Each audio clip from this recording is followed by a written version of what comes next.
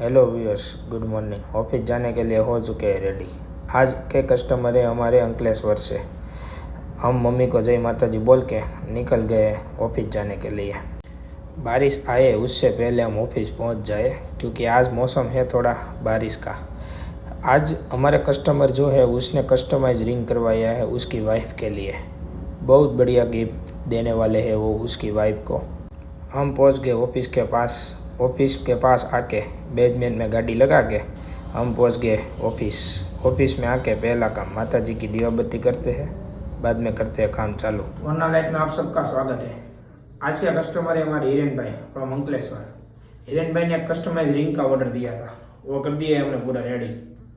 Customer ने जैसा चाहा था वैसा कस्टमाइज कर दिया है हमने प्रोडक्ट। ये प्रोडक्ट में 925 सिल्वर और मोजोनाइट डायमंड का यूज़ करके कंप्लीट कर दी है प्रोडक्ट। राउंड डायमंड है वो मोजोनाइट है, और बीच में जो लगा है क्यूशन डायमंड वो है एडी डायमंड। आपको भी ऐसा प्रोडक्ट गोल्ड में या 925 सिल्वर में कस्टमाइज़ करवाना चाहते हो या कस्टमाइज प्रोडक्ट को परचेज करना चाहते हो तो हमारा कांटेक्ट कर सकते हो। डीएम या व्हाट्सएप में मैसेज कर सकते हो।